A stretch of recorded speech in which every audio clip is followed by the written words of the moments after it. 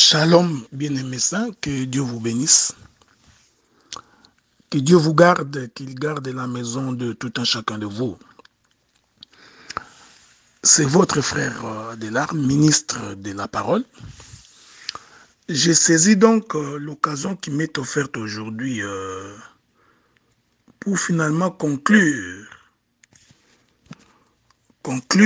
notre enseignement sur le royaume du Nord et les royaumes du Sud. Pour ceux qui n'ont pas eu l'occasion de nous suivre, nous vous demandons de nous revisiter sur YouTube. Vous trouverez les détails sur la première partie et la deuxième partie. Et aujourd'hui, nous commençons donc la troisième partie, qui est également pour nous probablement la dernière partie. Il est donc important de rappeler que après la mort de Salomon, le royaume d'Israël va se diviser en deux. Il y aura les royaumes du Nord et les royaumes du Sud. Les royaumes du Nord étant dirigés par Jéroboam, comme nous l'avions expliqué la fois passée. C'est un homme qui s'est imposé, c'est un usurpateur, alors que le royaume du Sud est dirigé par Roboam, fils de Salomon. Que la paix de Dieu soit avec vous. Nous avions, dans notre première intervention, expliqué que le royaume du Nord était composé de 10 tribus et que le royaume du Sud était composé par 2 tribus. Les 2 tribus qui composaient le royaume du Sud, c'était la tribu de Juda et la tribu de Benjamin. Ce sont les 2 tribus qui étaient restées fidèles à Roboam, alors que les 10 autres tribus étaient sous la gestion de Jéroboam. La Bible dit que Jéroboam va donc, parce que souvenez-vous que l'Éternel, au travers de la bouche du patriarche Jacob, lorsqu'il était en train de bénir Juda, il dira ceci, il dira le sceptre de commandement, les bâtons souverains, les bâtons de commandement ne quittera pas Juda jusqu'à ce que vienne le Shiloh.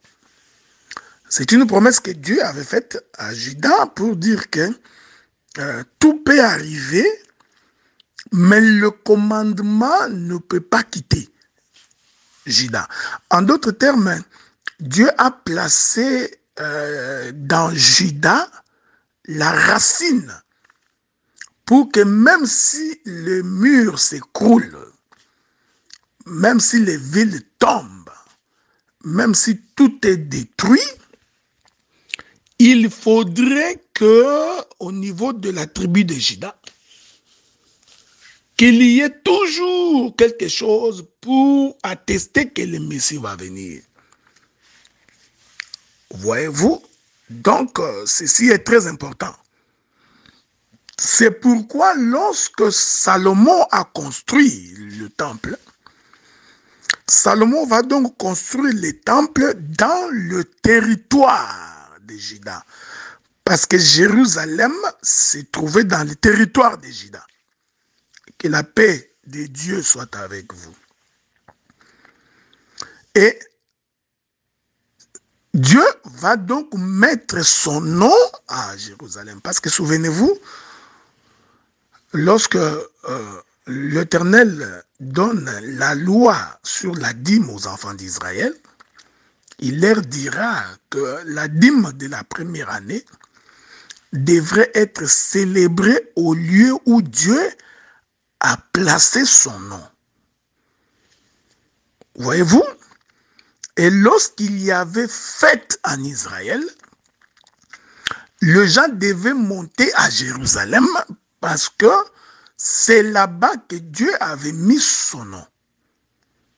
C'est pourquoi même quand le Seigneur voulut mourir, lui, le véritable ou la véritable fête de Pâques, il devrait donc monter à Jérusalem parce que c'est là-bas que la fête de Pâques devrait être célébrée. C'est en raison de cette promesse que Dieu avait faite à Juda en disant que le bâton de commandement ne quittera pas Juda jusqu'à ce que vienne le Shiloh, que lorsqu'il y a eu division, c'est ce que la Bible dit, le territoire de Juda devait rester sur le règne de David, c'est-à-dire sur la lignée de David. Que la paix de Dieu soit avec vous. Parce que l'on doit garder la source, parce que c'est au travers de la source qu'il doit y avoir relèvement. C'est pourquoi le fondement ne peut pas être détruit, le frère Paul dit. Le fondement solide, le solide fondement qui est Christ, ne peut pas être détruit parce que c'est sur base de ces fondements que les choses de Dieu devraient être reconstruites. Que la paix de Dieu soit avec vous, que Dieu vous garde et qu'il vous protège et qu'il garde la maison de tout un chacun de nous. Alors, après la mort de Salomon, le royaume est divisé en deux. Nous avons 10 tribus d'un côté et 2 autres tribus de l'autre côté. Alors, essayons d'analyser ces choses comme un docteur de la parole. Nous avions identifié que lorsque l'Éternel donne le commandement aux enfants d'Israël, souvenez-vous, l'Éternel va donc donner aux enfants d'Israël 10 commandements. Donc, les 10 commandements représentaient la maison d'Israël. Que la paix de Dieu soit avec vous. Les 10 commandements représentaient donc la maison d'Israël. Ainsi, nous comprenons que les royaumes du Nord, composés des 10 tribus, représentaient le sacerdoce de Moïse. Représentaient le sacerdoce de la loi. Pour preuve, remarquez une chose, c'est que lorsqu'il y a eu division,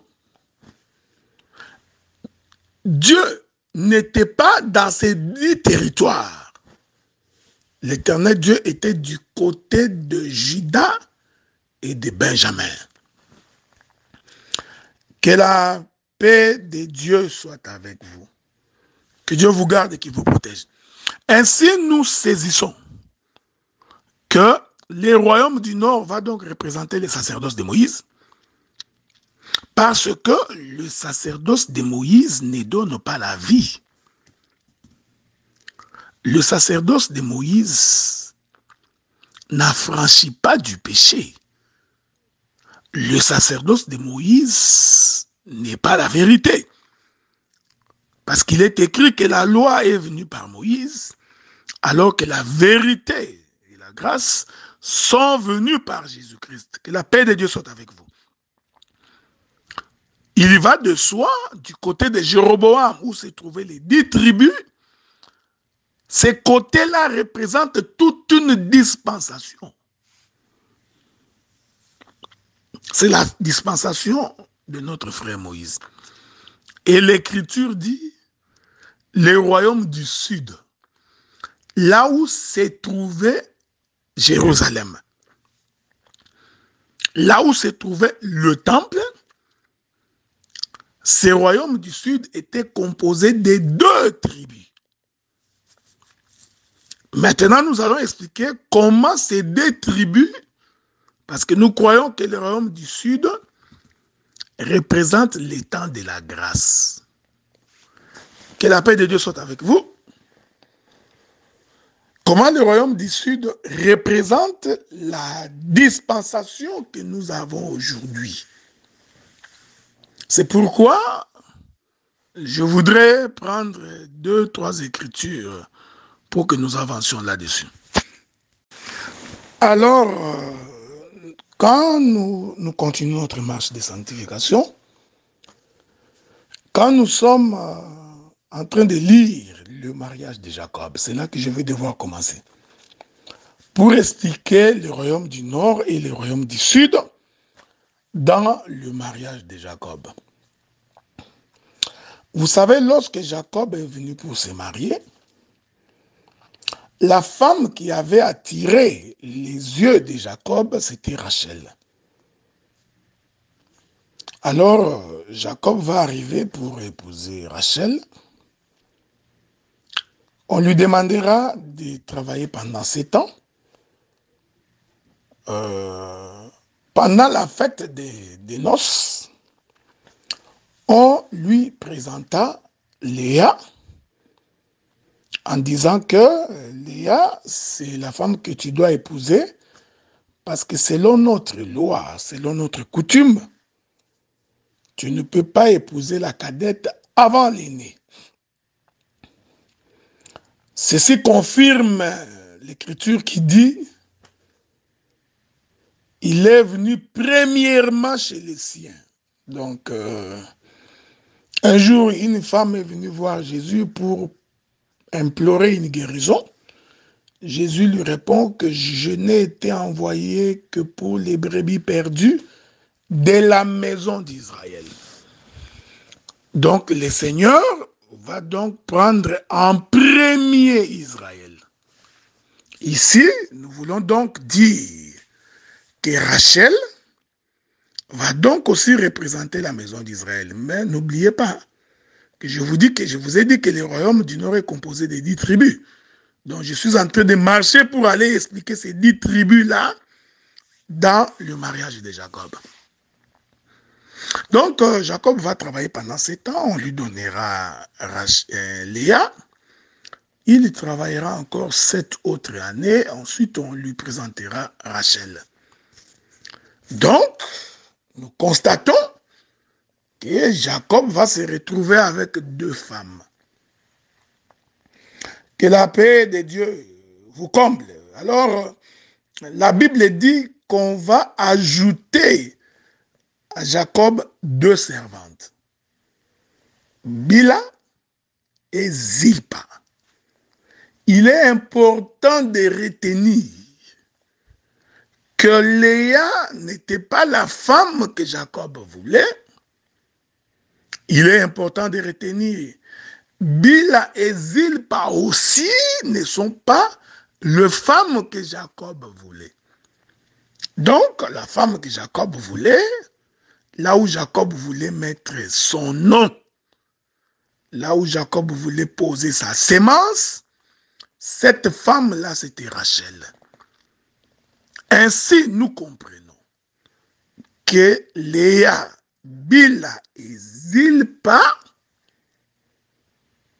ne sont donc pas la femme ou les femmes que Jacob voulait épouser. Maintenant, regardez. La Bible dit que Léa va donc donner naissance aux enfants. Il en a donné naissance à 4, je crois, au début. Il donne naissance à Ruben, à Siméon, à Lévi et à Juda.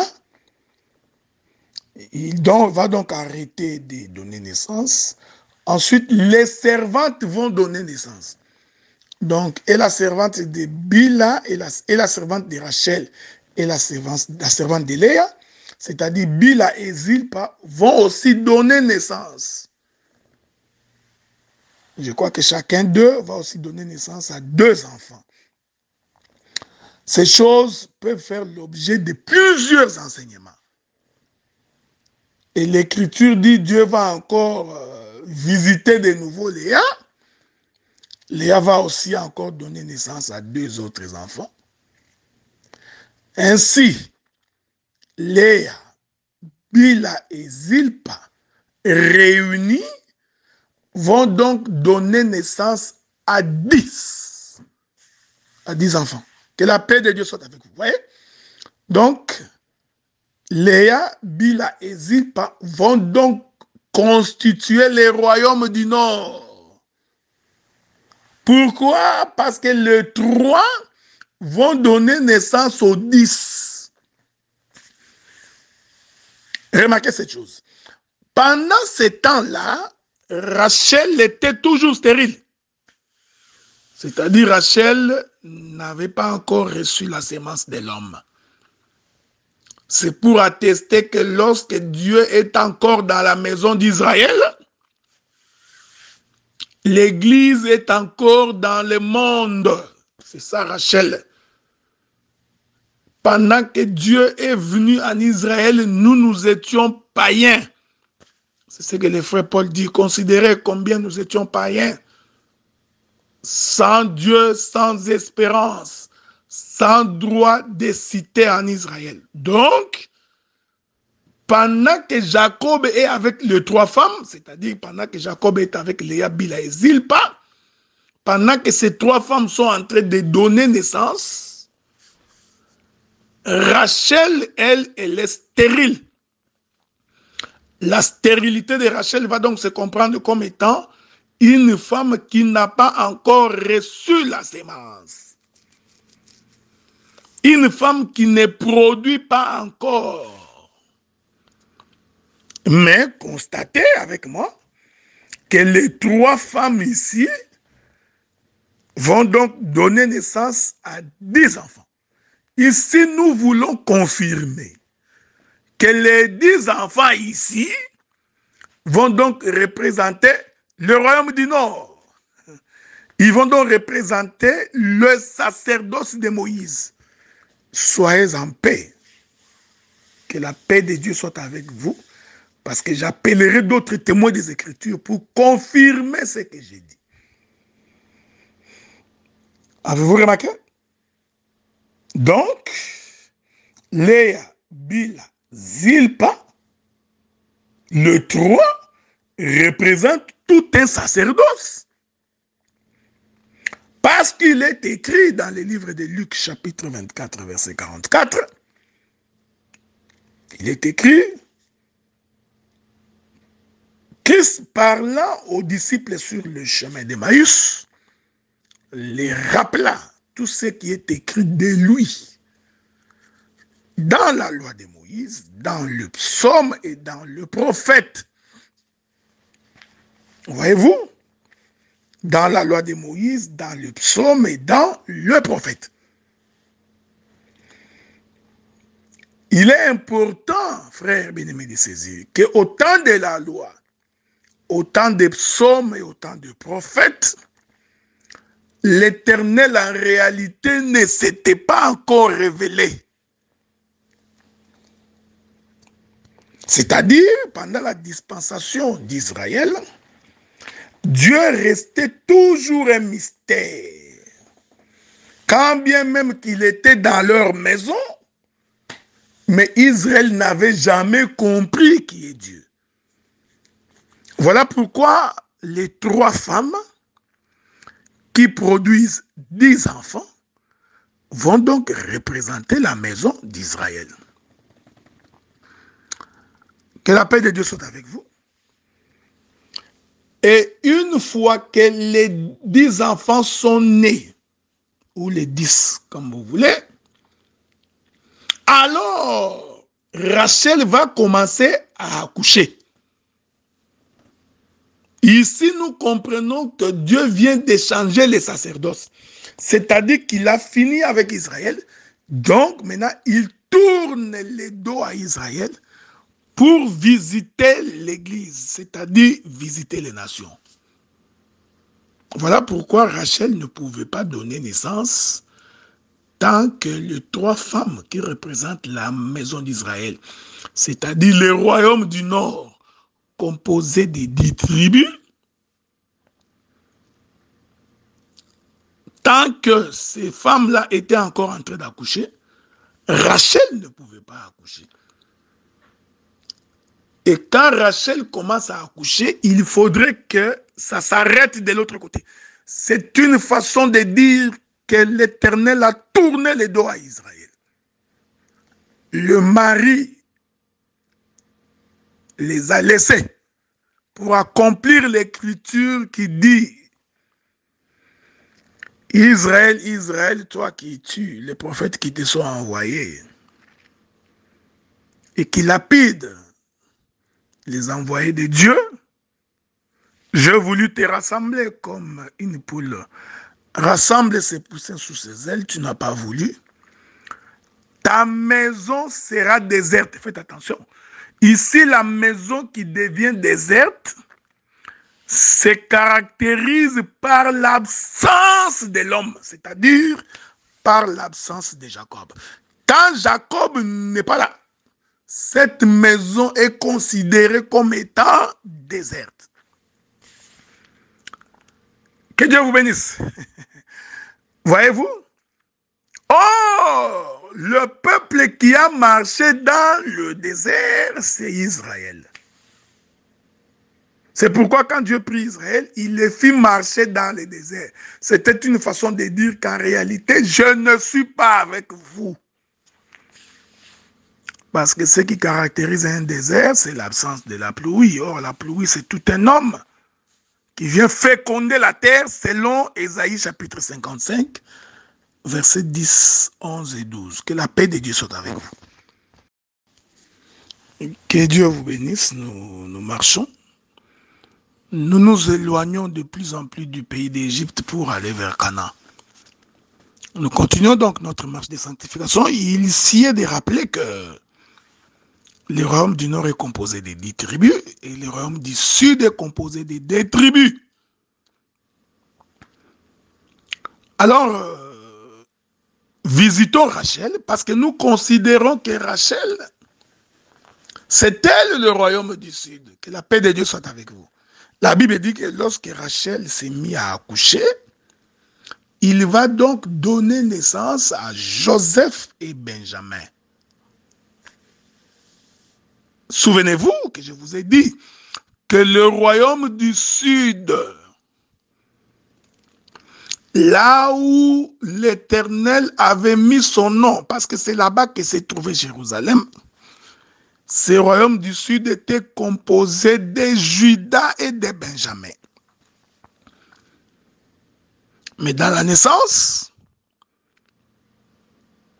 Rachel donne naissance à Joseph et à Benjamin. Je vous avais fait la promesse que j'expliquerai comment Joseph devient Juda. Je vais l'expliquer aujourd'hui, sous la grâce du Seigneur.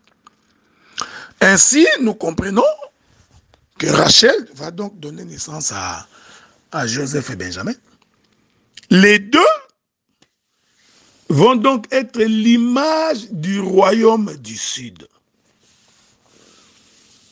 Ils vont donc être l'image du temps de la grâce. Ils vont donc être l'image du salut. Parce que le salut se trouve dans le royaume du Sud, bien-aimés du Saint. Pourquoi? Parce que c'est là-bas que s'est trouvé Jérusalem et que c'est là-bas que s'est trouvé le temple de Jérusalem. Là où il est écrit que Dieu y a mis son nom là-bas. Que la paix de Dieu soit avec vous. Regardez, observez ça. Je veux que vous observiez ça avec beaucoup d'acuité. Donc ici, nous voulons dire que Rachel était tout un royaume. Il était tout un royaume du Sud composé de 2 tribus. C'est pourquoi Rachel donne naissance à Joseph et à Benjamin.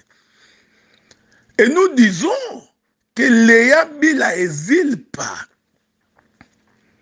représentent les sacerdoces de Moïse. C'est pourquoi tous les 3 ont donné naissance à 10 enfants. Le chiffre 10 représentant le chiffre d'Israël, qui est le chiffre des 10 commandements. Écoutez, que la paix de Dieu soit avec vous, que Dieu vous bénisse, que Dieu vous garde. C'est pourquoi, le jour où le père, Jacob, appelle son fils Joseph, il dit à Joseph, va donc visiter tes frères, prendre de leurs nouvelles et me ramener m'apporte cette nouvelle. Joseph va donc partir. Le nombre de frères auprès de qui Joseph se rendait pour prendre des nouvelles était au nombre de 10. Que la paix de Dieu soit avec vous. Parce que l'Écriture dit que Benjamin, lui, il était resté avec son père. Ok? Donc, Joseph était parti seul. Mais quand il arrive là-bas, il trouve ses 10 frères. Lesquels frères sont nés de Léa, de Bila et de Zilpa. Que la paix de Dieu soit avec vous. J'aime ces choses. Il est merveilleux. Dieu de paix. Avez-vous remarqué ça? Donc, les frères de Joseph qui ont vendu Joseph, qui l'ont livré pour aller dans le pays d'Égypte, le nombre de ses frères était 10. Or, vous savez que Joseph, c'est l'image de Christ. Celui qui vient dans la maison d'Israël. Celui qui vient auprès de ses frères. Mais cependant, les frères ne l'ont pas reçu. Ils ont dit, voici le faiseur des songes. Voici le faiseur des songes. Ils vont donc l'attraper. Ils vont donc le mettre dans une fosse ou dans une citerne. Nous disons que quand ils ont mis Joseph dans la citerne, c'était l'image de Christ qui descend dans les séjours de mort. Parce qu'avant de mettre Joseph dans la citerne, ils l'ont d'abord déshabillé. Ok? Donc, ils ont enlevé les vêtements de gloire.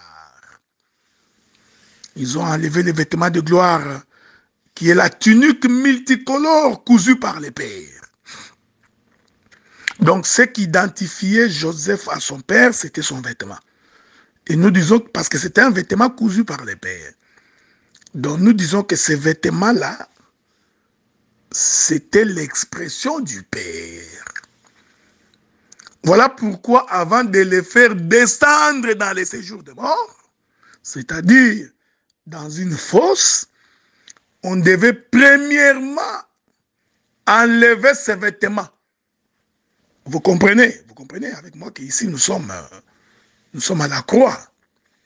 Quand Jésus criait, Père, entre tes mains, je remets mon esprit.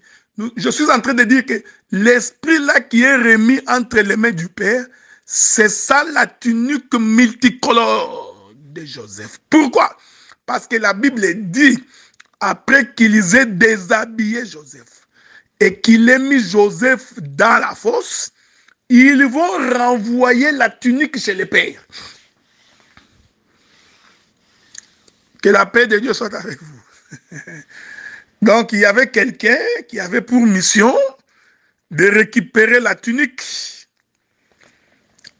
cousue par les pères et le faire retourner au père. Ces mouvements-là de la tunique qui rentre chez les pères, c'est ça, Père, entre tes mains, je remets mon esprit. Il remet l'esprit entre les mains du Père. Le corps, lui, il rentre dans le tombeau. Que la paix de Dieu soit avec vous. Qui ont fait cet acte? Les 10. Nous comprenons qu'en réalité, c'est la maison d'Israël qui est en train de tuer Joseph. Représenté ici par 10 tribus. Que la paix de Dieu soit avec vous.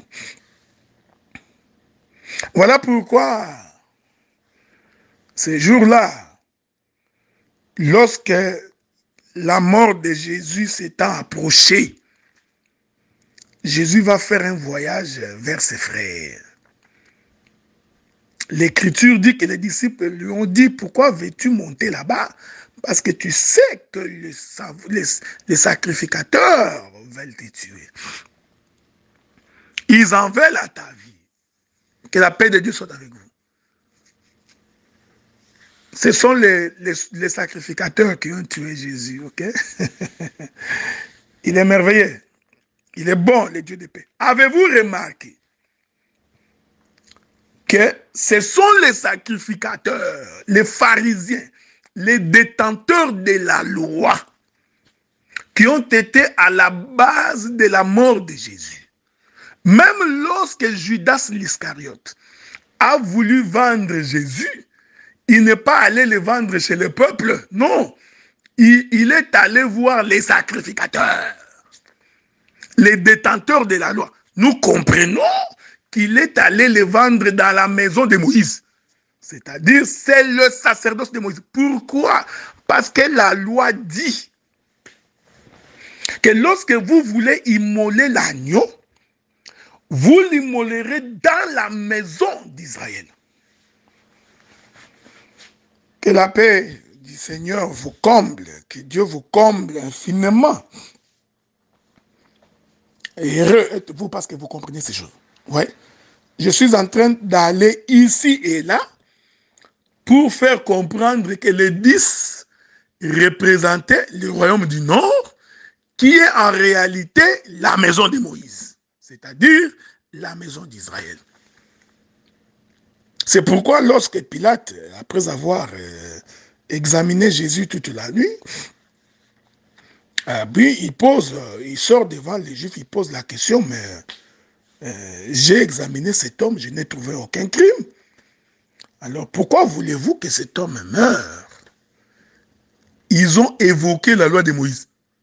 Selon notre loi, selon notre loi, cet homme devrait mourir parce qu'il a blasphémé contre le Saint-Temple. Donc, nous comprenons ici que les 10 frères de Joseph, qui sont en train de vendre Joseph, vont donc représenter les 10 tribus. Ils vont donc représenter la maison de Moïse, le sacerdoce de Moïse. Parce que Benjamin n'était pas présent le jour où l'on vendait Joseph. Que la paix de Dieu soit avec vous. C'est pourquoi sur la croix, Christ, avant de monter sur la croix, d'abord physiquement comme ça, on l'a déshabillé. Parce que la Bible dit que Jésus portait une tunique sans couture. Il faut se poser la question, comment portait-il une tunique sans couture? Ce geste-là de déshabiller Jésus, c'était ça aussi, déshabiller Joseph. Mais j'ai pris une autre dimension. C'est lorsque l'esprit se sépare du corps. Or, l'esprit vient de Dieu. Est-ce que vous remarquez? La tunique multicolore vient du Père. Souffrez avec moi que nous allions visiter ces choses-là dans le jardin. Rentrons un peu dans le jardin, ça va nous aider à pouvoir avancer un tout petit peu. Il est merveilleux, le Dieu de gloire, le Dieu qui nous inspire l'Écriture. Le Dieu qui nous donne l'intelligence afin de saisir la portée de ce que nous confessons et de ce que nous disons. Suivez-nous avec beaucoup d'attention et beaucoup de... avec une attention soutenue, voulais-je dire. Donc, je disais, les gens qui ont vendu Joseph étaient nombre de 10. Parce qu'il représentait justement les 10 enfants de ces 3 femmes. Ok? Il représentait la maison d'Israël. Je vous donnerai une écriture dans ma prochaine intervention sur Galates, où l'Éternel considère que toute la maison d'Israël est sous la servitude. Or, être sous la servitude, c'est être esclave. Et être esclave, c'est justement être sous la loi. Parce que Jésus a regardé les enfants d'Israël, il leur a dit, vous connaîtrez la vérité vous affranchira. Donc, Jésus leur disait que vous êtes esclaves parce que vous n'avez pas encore connu la vérité. Je profite pour répondre à la question qui m'a été posée. Donc, Christ dit, vous connaîtrez la vérité et la vérité vous affranchira. Ainsi, nous comprenons que si quelqu'un ne connaît pas la vérité, il ne peut pas être sauvé du péché. Or, la Bible dit que la loi nous a tous retenus sous l'emprise du péché. Est-ce que vous me suivez? Suivez-moi attentivement. Donc, Paul dit, c'est par la loi que j'ai connu le péché. N'eût été la loi, je n'aurais jamais connu le péché. Donc, en réalité, la loi a fait en sorte que tout le monde soit retenu sous le péché, que tout le monde soit trouvé coupable. Que la paix de Dieu soit avec vous. Est-ce que vous me suivez? Suivez-moi attentivement. Or, qu'est-ce que c'est la loi? La loi, c'est l'écriture non interprétée. C'est l'écriture non expliquée. Voilà pourquoi, lorsqu'on a l'écriture et qu'on n'en a pas l'explication, en fait, on ne connaît pas. C'est-à-dire, on n'a pas la vérité. J'aime ces choses, j'aime ces choses. Et la paix de Dieu soit avec vous. Hein? Mon frère, toi qui voulais savoir pourquoi Christ disait en vérité, en vérité. Je suis en train de te répondre par la même occasion. Donc, tous ceux qui lisent les Écritures sans son interprétation, même aujourd'hui, en réalité, ils sont sous la loi. Donc, être sous la loi veut tout simplement dire être enveloppé dans l'obscurité. Est-ce que vous voyez ça? C'est pourquoi les enfants d'Israël, lorsqu'ils venaient à Jésus, ils posaient la question. Moïse nous a dit, c'était l'écriture, c'est-à-dire la lettre. Et Christ répondait, et moi je vous dis, ici Christ voulait dire, voici l'explication ou l'interprétation de ce que Moïse vous a dit. C'est pourquoi lui-même Moïse a dit, l'Éternel votre Dieu vous suscitera un autre prophète comme moi. Quiconque ne l'écoutera pas sera donc retranché de son peuple. C'est-à-dire que pour être sauvé, il faut écouter le prophète qui est comme Moïse qui va venir. C'est-à-dire que c'est lui qui viendra donner l'intelligence de l'écriture. Donc, c'est ça. Vous connaîtrez la vérité. Connaître la vérité, cela tout simplement veut dire connaître l'interprétation de l'écriture. Je suis dans le livre de Matthieu, chapitre 13, le verset 10. Les disciples posèrent la question à Jésus, pourquoi leur parles-tu en parabole? C'est-à-dire, pourquoi tu ne parles pas clairement? Pourquoi tu parles en cachant les choses? Jésus répond. Il dit, je leur parle ainsi pour qu'en regardant qu'ils ne voient rien, en écoutant qu'ils ne comprennent rien, de peur que s'ils comprennent, ils vont se convertir et ainsi je serai dans l'obligation de les sauver. Donc la vérité, selon les Écritures, c'est la connaissance de l'Écriture expliquée. Avez-vous remarqué cela? Ceci est très important. C'est pourquoi, c'est ce que nous sommes en train de faire pendant cet enseignement. Nous sommes donc en train d'expliquer l'Écriture. Sans quoi, dans ton esprit, tu penseras toujours que c'est un petit royaume du Nord composé de 10 et un royaume du Sud composé de 2. Ça va rester pour toi de l'histoire. Oh, gloire soit rendue à Dieu. Parce que nous n'avions jamais été établis ministres pour devenir historiens. Le ministère, ce n'est pas devenir historien, ce n'est pas raconter l'histoire de la Bible. Non, le ministère, c'est expliquer les histoires de la Bible, en donner l'essence et l'interprétation.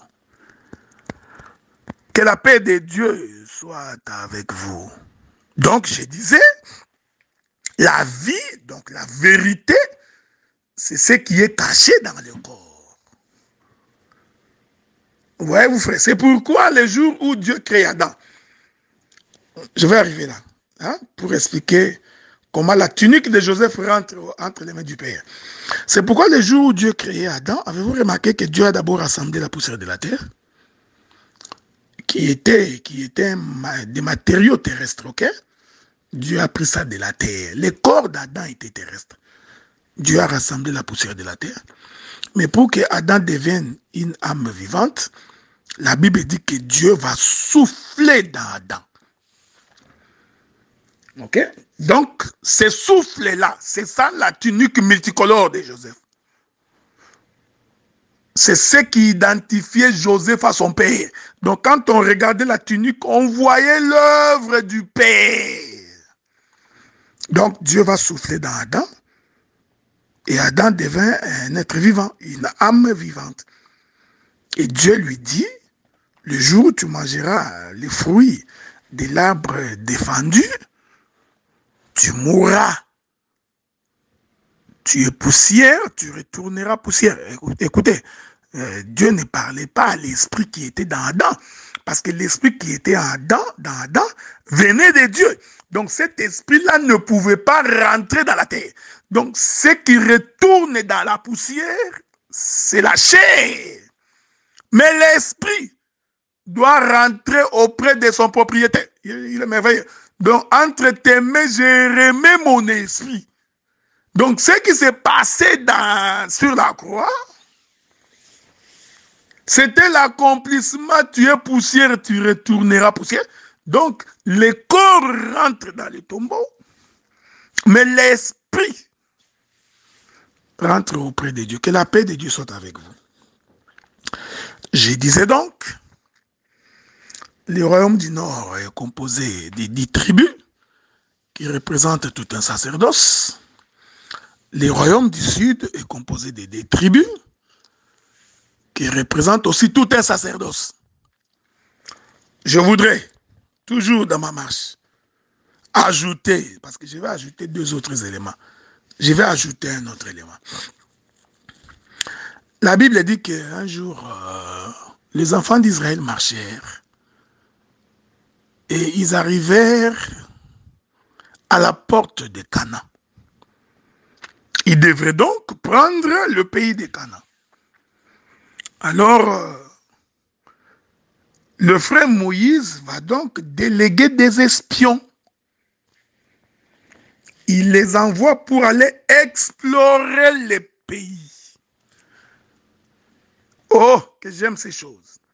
Tu ne peux pas entrer dans Canaan sans avoir exploré Canaan. Voilà pourquoi nous prêchons des choses que nous connaissons. Nous prêchons des choses que nous avons vues. Nous prêchons des choses que nous avons touchées. Il est merveilleux. Moïse va donc appeler 12 individus. Je vais vous éviter beaucoup de détails ici. Il les invite au nombre de 12 et puis il leur dit: je voudrais que vous alliez explorer les pays de Canaan. Que la paix de Dieu soit avec vous, je vous reviens. Que le Seigneur qui sanctifie le peuple, qu'il continue à nous sanctifier, hein, qu'il continue à nous garder. Nous lui faisons confiance. Nous sommes rassurés qu'il ne peut pas nous abandonner. Parce que nous sommes un peuple mis à part. Alors Moïse va demander aux 12 d'aller explorer les pays. Les 12 entrent. Vous comprenez que c'est comme la Bible, parce que la Bible c'est tout un pays. Tu ne peux pas prêcher l'évangile si tu n'as pas exploré la Bible, frère. Hein? Ce n'est pas avec 2, 3, 4 versets que tu peux devenir prédicateur. Suivez-moi attentivement parce que je profite pour exhorter. Donc, pour parler de Canaan, il faut que tu sois un explorateur. Les ministres sont comme Diego Cao. C'est lui qui a découvert l'embouchure d'un fleuve de chez nous. Donc, tu ne peux pas prendre l'héritage. Tu ne peux pas posséder, parce que les promesses de Dieu sont pour nous un héritage. Mais tu ne peux pas posséder l'héritage si tu n'explores pas premièrement le pays. Mais observez avec moi les Écritures. Les 12 vont entrer dans le pays de Canaan. Ils vont explorer le pays. Tous sont partis avec la même recommandation. Ils ont reçu le même ordre, la même vision, telle que Moïse les avait présentée. Tous sont partis avec la même mission. La mission d'explorer le pays. C'est-à-dire, tous ont exploré le pays. Que la paix de Dieu soit avec vous. Après avoir exploré le pays, ils se sont même permis le luxe de cueillir les fruits du pays. Alors, ils sont rentrés devant Moïse pour faire un rapport. Étant arrivés devant Moïse pour faire le rapport de l'exploration, nous constatons tout simplement que les 12 vont se diviser en 2 camps. La Bible dit, voyez-vous frères, les royaumes du nord et les royaumes du sud. La Bible dit, lorsqu'ils se sont présentés devant Moïse, les 12 ont tenu 2 langages. La Bible dit qu'il y en avait 10, je vais répéter leur discours. C'est ici que je dis que c'est les royaumes du nord qui représentent la maison d'Israël. La Bible dit que 10 se sont ligués d'un côté. Ils ont dit à Moïse certainement que le pays est bon. Nous avions exploré le pays. En voici même la preuve, parce que nous rapportons les fruits du pays. C'est vrai que c'est un pays où coule le lait et le miel. Que Dieu vous bénisse. Mais, écoutez maintenant, c'est là que se trouvent les problèmes. Écoutez ce que les 10 vont dire. Ils vont ajouter, mais nous avions trouvé dans le pays les fils d'Anak, des géants. Ils ont continué pour dire, à leurs yeux, nous sommes comme des sauterelles. Donc les 10 ont exprimé l'incapacité d'entrer. J'aime ça. Les 10 ont confirmé que nous ne pouvons pas entrer. Gloire soit rendue à Dieu. Parce que la loi ne peut pas nous faire accéder dans le royaume des cieux. Or, la loi a été donnée à Israël. Est-ce que vous suivez ça? Remarquez ces choses. Remarquez. Donc, les 10 ici vont bel et bien représenter la maison d'Israël. En prouvant qu'ils ne peuvent pas accéder. C'est-à-dire que la loi ne peut pas nous faire entrer dans ces pays. Voilà pourquoi ils étaient au nombre de 10. Et ces 10-là vont donc confirmer que nous ne pouvons pas entrer. Nous n'entrerons donc pas parce que il y a les fils d'Anak. Et qu'à leurs yeux, nous sommes comme des sauterelles. Cette expression traduit de l'incapacité de la loi de faire entrer le peuple dans les promesses. C'est aussi une façon de dire que par la loi, nous ne pouvons rien. Voilà pourquoi ces hommes étaient au nombre de 10. En fait, ils représentaient le royaume du Nord.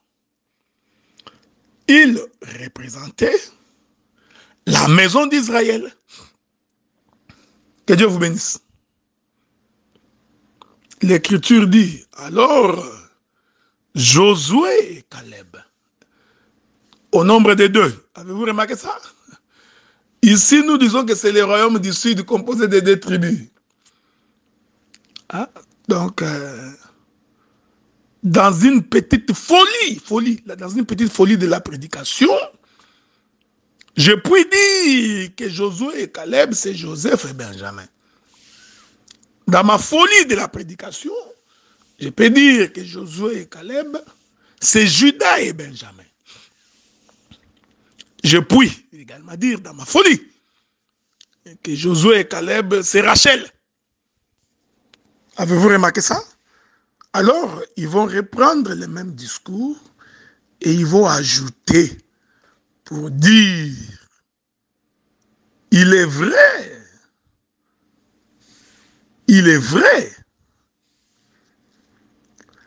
qu'il y a les fils d'Anak dans ces pays. Il est vrai. Mais nous sommes rassurés que l'Éternel Dieu nous donnera les pays. Vous savez, quand vous lisez votre texte, vous allez remarquer que les 10, après avoir dit ça, ils se sont même complotés. Ils ont dit, nommons un chef et retournons en Égypte. Avez-vous remarqué ça? Les 10, ils se sont même entendus que nous devons nommer un chef. C'est comme ça que Jéroboam a été nommé. Ce sont les 10 tribus qui ont décidé de nommer Jéroboam comme roi. Donc les 10 ont dit non. Il serait préférable que nous nommions un chef et que nous retournions en Égypte. Quand ils disaient que nommons un chef et retournons en Égypte, ils étaient en train de renier Moïse. Ils étaient en train de rejeter Moïse. Vous voyez, c'est le chiffre 10. La loi a tué le Seigneur. La loi a rejeté Jésus. Est-ce que vous remarquez ça?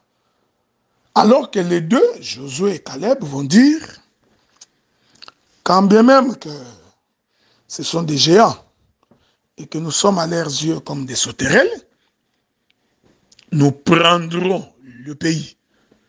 Souffrez que je fasse une exhortation. Je sais que nous sommes en train d'enseigner, mais cela ne peut pas nous empêcher de faire une exhortation, quels que soient les problèmes au devant de ta face, quelle que soit la maladie, qu'il neige, qu'il pleuve, qu'il fasse chaud, qu'il fasse froid, même si les médecins ont déclaré que ta maladie ne peut pas être guérie, même s'ils ont compté des jours pour dire que tu mourras de ce cancer, même si la famille déclare que tu ne te marieras pas, ou que tu n'auras pas d'enfant, je t'informe que si tu as la promesse de l'Éternel, tu entreras dans tes promesses. C'est ce que Josué et Caleb ont dit. C'est vrai qu'il y a des géants. Vous voyez, frère, c'est-à-dire qu'il peut y avoir des problèmes. La vie de l'Évangile ne voudrait pas dire l'absence de difficultés. Nous pouvons être insultés, calomniés. On peut rendre de faux témoignages sur ta vie. Mais rassure-toi, puisque Dieu t'a fait la promesse d'entrer dans le pays, tu entreras. C'est ce que je voudrais dire à quelqu'un ce soir. C'est ce que je voudrais dire à quelqu'un qui m'entend maintenant. Pour dire, quand on a la promesse de Dieu, on ne regarde pas aux difficultés. On ne regarde pas aux montagnes. On ne regarde pas aux collines. Ok? On regarde à la promesse que Dieu nous a faite. On ne se pose pas la question de comment. Non. On ne se pose pas la question comment cela peut arriver. Non. Il faut croire que cela arrivera. De quelle manière cela arrivera, ça va rester l'apanage de Dieu. Vous voyez? C'est ça, le royaume du Sud. C'est-à-dire, la promesse est avec nous, nous entrerons, nous réussirons. C'est pourquoi l'Église entre avant Israël. Avez-vous remarqué ça? Que la paix de Dieu soit avec vous. Je vous reviens pour conclure. Bien aimé ça, je voudrais commencer mon atterrissage Alors, avant d'atterrir, pour ne pas oublier, je me permets de répondre à la question. Comment Joseph devient Judas? Genèse chapitre 49, à partir du verset 8 et verset 9, lorsque Jacob est en train de bénir Judas, écoutez ce que Jacob dit. Jacob dit, Judas est un jeune lion, quand il se lève, il se couche, vous connaissez la prophétie, Judas, tu auras ta main sur la nuque de tes ennemis, les fils de ton père, donc se prosterneront devant toi, ok? Et le sceptre de commandement ne quittera pas Judas jusqu'à ce qu'il vienne les Shiloh. Cette prophétie faisait de Judas le conducteur. Faisait de Judas le roi. Parce que le roi, c'est celui qui conduit. Le roi, c'est le berger. Hein? C'est ça l'écriture qui dit. On frappera le berger et les troupeaux se dispersera. Donc le berger, c'est un roi. Israël a été conduit par Moïse. Moïse était un roi, selon le livre de Deutéronome. En d'autres termes, Moïse aussi, c'était Judas. Ok? Donc, le bâton de commandement était donc entre les mains de Judas. C'est pourquoi même quand Israël campait, vous avez remarqué que la tribu de Judas campait à l'Orient. C'est-à-dire, il campait du côté où le soleil s'est levé. C'est pour attester que Judas, c'est lui le soleil. C'est lui le président, selon le livre de Genèse. Avez-vous remarqué ça? Selon le livre de Genèse, le soleil a été créé pour présider au jour. Et ce soleil a été créé le 4e jour. Que la paix de Dieu soit avec vous. Et ça, c'est la prophétie qui a été faite à Judas. Mais n'oubliez pas que lorsque Jacob est allé pour se marier, l'amour de Jacob, c'était Rachel. C'est très important ce que j'ai dit. Donc, quand on observe bien les Écritures, celui qui est considéré comme étant le fils premier-né de Jacob, c'est Joseph. C'est pourquoi l'Écriture dit que Joseph était l'enfant le plus aimé de tous ses frères. Son père l'aimait beaucoup. Parce que c'était le fils de son amour, de la femme de son amour. Bon, si je dis ça, vous pourrez dire que je suis en train de supposer, ok? C'est pourquoi je vous ai donné l'écriture de Genèse chapitre 49, le verset 24. Le verset 24. Regardez. Jacob est en train de bénir Joseph. Écoutez ce qu'il dit sur Joseph. Il dit, j'ai pris le verset 24 seulement, que l'arc de Joseph va demeurer ferme. Et ses mains ont été fortifiées par le main du Tout-Puissant de Jacob. Il est ainsi, j'aime ça, il est ainsi devenu le berger, les rochers d'Israël. Avez-vous remarqué ça? Donc, Jacob confirme que Joseph vient de prendre la place de Judas. Il est merveilleux. Parce que c'est à Judas que Jacob avait dit, tu conduiras. Tu auras les bâtons de commandement. Mais quand il arrive chez Joseph, il prophétise que Joseph prendra la place de Judas. Il dit, il est ainsi devenu le berger et les rochers d'Israël. C'est pourquoi, lorsque Joseph a été vendu dans les pays d'Égypte, et qu'il débarque dans ces pays-là, lui, qui était le plus négligé de tous, c'est lui qui va nourrir tous toute la maison d'Israël quand ils arrivent en Égypte. Tous ses frères se prosternaient devant Joseph. Ils l'appelaient Seigneur. Avez-vous remarqué? Donc, c'est l'accomplissement de l'écriture. C'est-à-dire Joseph est donc devenu, il a donc pris la place de Judas. Il devient donc berger. C'est pourquoi j'avais dit, le royaume du Sud, qui est composé de Judas et de Benjamin, ici, Judas, en réalité, il représente Joseph. Parce que c'est lui le berger. Est-ce que vous remarquez cette chose? Je suis de passage pour répondre à la question qui m'a été posée. Comment Joseph devient Judas? Et en Égypte, c'est Joseph qui dirigeait les enfants de ses frères. La parole qui a été dite sur Judas, que tes frères se prosterneront devant toi. Quand vous lisez votre écriture, vous ne verrez nulle part où les frères de Judas se sont prosternés devant Judas. Il n'y en a aucune écriture. Donc nous comprenons que cette écriture concernait Joseph, qui est le véritable Judas. Parce qu'en Égypte, les frères de Joseph se sont prosternés devant Joseph.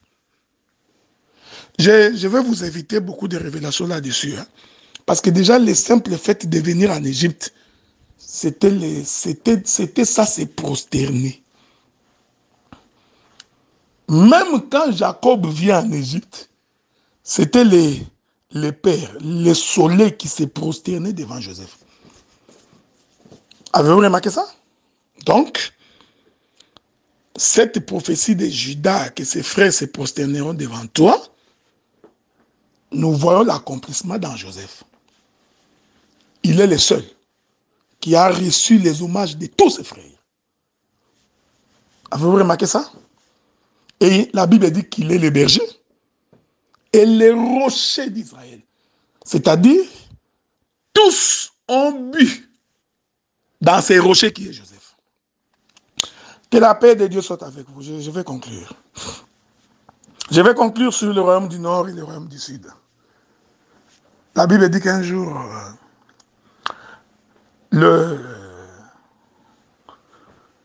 les Juifs vinrent voir Jésus et lui dirent, Moïse nous a donné 10 commandements.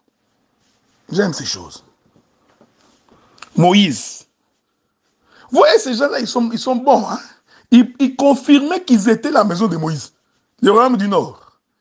Moïse nous a donné 10 commandements. Et toi, qu'est-ce que tu dis? Jésus répond. Il dit, en réalité, qu'il n'y a qu'un seul commandement. Ah! Il est merveilleux. Jésus ne termine pas là son discours. Parce qu'il leur disait, les 10 commandements là, c'est Bila, Zilpa et Léa qui ont donné naissance aux 10. Mais moi, je vous dis qu'il n'y a qu'un seul commandement. Je pensais que Jésus allait arrêter son discours là. Non, il n'arrête pas les discours. Jésus continue pour expliquer le royaume du Sud. Alors, il commence maintenant à expliquer le commandement. Il dit, tu aimeras l'Éternel, ton Dieu, de tout ton cœur, de toute ton âme, de toute ta force. Il ajoute, il y a un autre commandement qui lui est semblable. C'est que tu aimeras ton prochain comme toi-même. J'aime ces choses. Donc, le Seigneur récupère le seul commandement, il les divise en deux. Il les divise dans l'amour du Père. Ensuite, il les divise dans l'amour du prochain. Voilà. Donc, Moïse nous a donné 10 commandements. Ça, c'est ce que les Juifs ont dit. Jésus leur explique en réalité qu'il y a un commandement. Mais ce commandement-là, il est deux. Il se résume dans l'amour du Père et dans l'amour du prochain.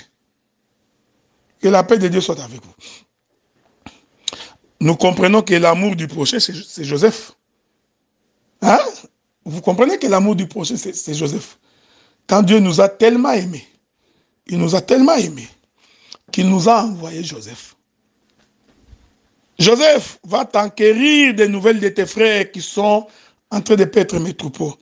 Ça, c'est l'amour du prochain. Il y vient d'abord en Israël, ensuite il va en Égypte. En fait, il était venu d'abord visiter Israël, ensuite il est allé visiter les nations. Nous comprenons que c'est Jésus. C'est ça Joseph, hein? C'est ça Joseph. Hein?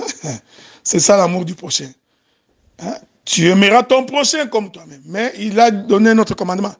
Tu aimeras l'Éternel, ton Dieu, de tout ton cœur. Ah, donc il y a aussi l'amour du Père. Nous disons que l'amour du Père, c'est Benjamin. Parce que Benjamin, c'est le seul fils qui est resté attaché à son père. Voilà pourquoi, lorsque Joseph l'a réclamé, les frères de Joseph ont dit, c'est tout ce qui lui reste. Il ne lui reste que Benjamin. Donc Benjamin était attaché à son père. Est-ce que vous comprenez ce que nous disons? Donc, Joseph et Benjamin, c'est l'amour de Dieu, c'est l'amour du prochain. Alors que les 10 commandements, c'est la maison de Moïse. Voilà, bien-aimés saints. J'ai fini mon intervention sur le royaume du Nord et le royaume du Sud. Je pouvais encore m'étaler parce qu'il y a beaucoup de ramifications à explorer dans cet enseignement. Mais j'ai essayé de dégager les grandes lignes. Mais dans un enseignement assis, nous pouvions relever beaucoup d'éléments en détail là-dedans. Que la paix de Dieu soit avec vous, que Dieu vous comble, qu'il vous garde, qu'il vous protège. Et nous espérons, dans les jours qui viennent, nous allons commencer un enseignement sur Lot, son arrivée dans le pays de Sodome et Gomorrhe, sa sortie, la femme de Lot qui devient un bloc de sel, Lot sur la montagne, Lot qui couche avec ses 2 filles. Si Dieu nous prête vie, nous parlerons de ces choses. Que Dieu vous bénisse.